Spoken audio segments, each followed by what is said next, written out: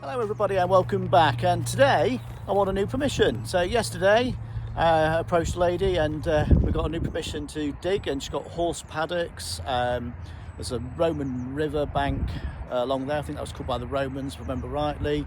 We're in a bit of a swampy area at the minute. And we've got Mark from Metal Detecting Lincolnshire somewhere behind me there. He's already out and about. You know what he's like, he's soon onto the fields. So let's look and see what we find today.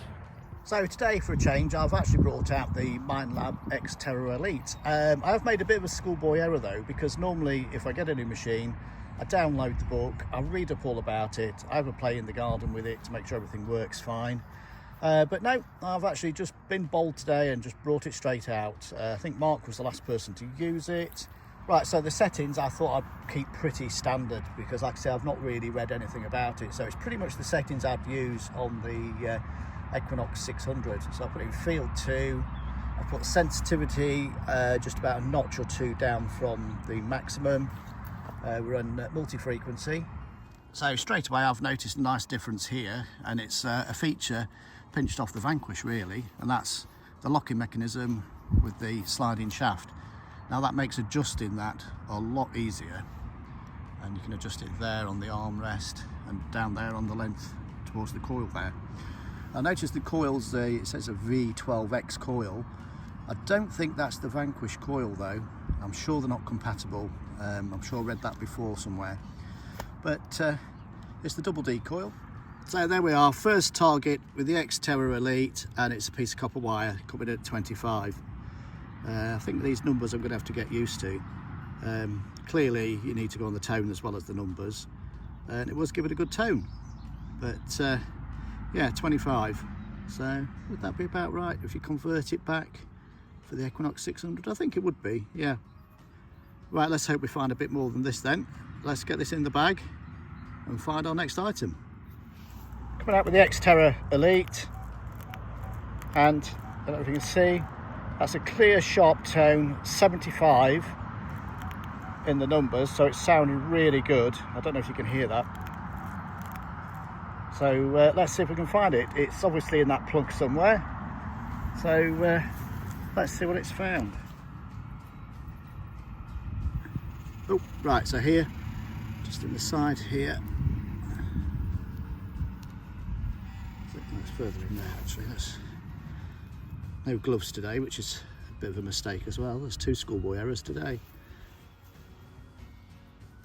Oh, hang on, I feel something. Is that something there? It is, yep. It is, and yep, we've got ourselves a coin. There we are, 75. It's a modern day penny. You can just see the portcullis there, and it'd be Queen Elizabeth, obviously. I'm going to guess it's going to be the copper one rather than the modernish ones. I think it was in the 1990s where they started putting iron in the middle. But we'll get a date off it anyway. But yeah, a penny. So it's the first coin I've had with the X-Terra Elite. Right, coming up at 55 on the X-Terra Pro, and a bit of a dull tone. I think it's just a bit of, I don't know, copper strapping or something. Nothing special anyway. But you know, it's a diggable target. But the pinpointing I'm finding a bit out. That is a big hole for just that small target. I'll crack on anyway and see what if I can get any better with it. Like I say, it's the first time out with it, so things can only get better, can't they? So really lovely high tone, high pitched tone with the X-Terra Elite, and I think it was 80 on the numbers. It's taken a bit of getting used to these numbers because like I said, it's double from the Equinox 600, and I can just see the edge of something there, look. So just pop that out, and yeah, it was a buckle. And that's probably something to do with the horse tacker, I guess, looking at that. And yeah, we are on a livery yard, so there you go. Let's hope we find more than this today. Second coin of the day, and coming up a 15 on the screen. It's not on the screen now, obviously, but coming up 15. It can't be another penny, can it? No, that's not a penny, is it? I think that's a sixpence. Oh, let me just clean it on. Let's just get it in the grass here. Just clean it a little bit. It's flipping mud in this field. Well, that made it any better, has it? It's yeah, it's a Cooper nickel sixpence. I can see what it is. Yeah, it's Queen Elizabeth, so it's going to be 1950s, 1960s. Sure, I think there's a date on this side, isn't there? On these, I'll flip it anyway and clean it and get a date for you. So there's a bit of wildlife there. Look, there's a worm. He won't be very happy I've disturbed him, but coming up a 44, and it's a bit of lead. Now, is that a pot mend? Because it's flat there, and there's a bit there. I don't think that is actually. I know what that is. That's a mini ball. Yeah, that's a lead mini ball bullet. That's hit a target. So that's dating around about the 1850s to 1870s, I think.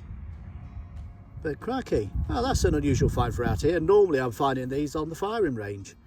But yeah, new permission, and I'm still bloody finding mini balls. There we go. Anyway, let's see what else we can find today. But that was a 44, nice tone, obviously diggable tone because I dug it.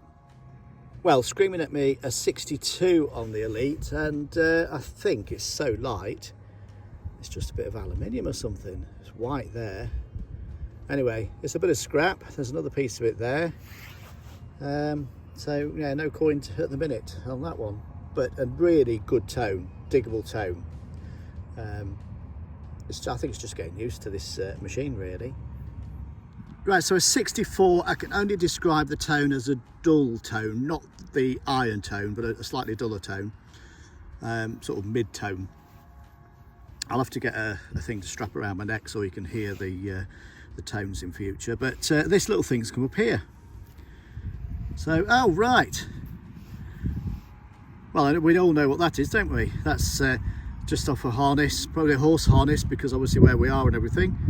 So that's where the strap will go through, and that should, it's seized up, but that should pull down there to open it up. But oh great, I think the owner will be pleased to get that back. Maybe she'll clean it up, knowing what she's like. She'll probably try and clean it up and get it working again. But there you go. Right, it's one of those. I've never found one of those before. So coming up a 70 on the X-Terra Elite, and it's a ship's halfpenny. That's George VI there, look. And if we look at the other side, we can see the Golden Hind, or just part of it anyway, just that way up, isn't it? Yeah. I'll see if I can get a date off it anyway and a good picture for you. But there you go, ship's halfpenny, not a bad find that. I quite like finding those. I think Mark's found 2 or 3 of those in this field as well, actually, so must have been a spill of them at some point. So coming up out of that hole there, a 35, nice repeatable tone. I pinpointed it to this little bit here, so I'm getting some daylight actually, the sunlight a bit. There we go, so just clean that. Oh, right, is that it? Yeah, there's a piece there, yeah. Yeah, it's definitely... trying to do this one-handed. This is looking like another piece of copper. Is that a copper? It's got something on there. Let me just clean this up two-handed and I'll have a look for you and come back in a second. Oh, there we go. I've worked on this a little bit now, and I can tell you exactly what it is actually. If you just see there, it says Lincolnshire and there, and there should have been a Sphinx on there. Is it the Sphinx? Yes, it is Sphinx. For the from Egypt, with the Lincolnshire Regiment gained honours in Egypt, and it's a First World War cap badge. I'll put a picture up anyway, what it should have been. But yeah, I'm really happy with that actually. If that's the best thing I find today, that would be still a good day.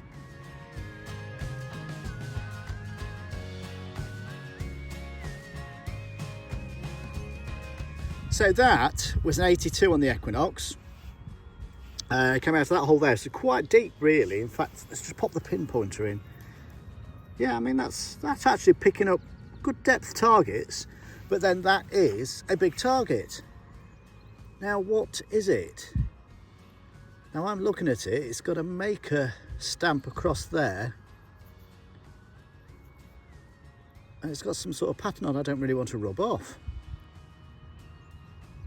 But I'm thinking, oh, it's England. There we go, England. And possibly another name there. I'm looking at it, and because I'm of a certain age, I'm thinking it's the top of a cycle belt. You know, on the old bikes, the old ting ting. I think that's what that is. It's the top of one of those. Coming up as a 16 on the, I was going to say Equinox then, on the Elite is a thimble. I find quite a few thimbles anyway, but let's say it's quite intact actually. Just pulling these digging out there, but that's okay. It's a nice little find. I quite like thimbles.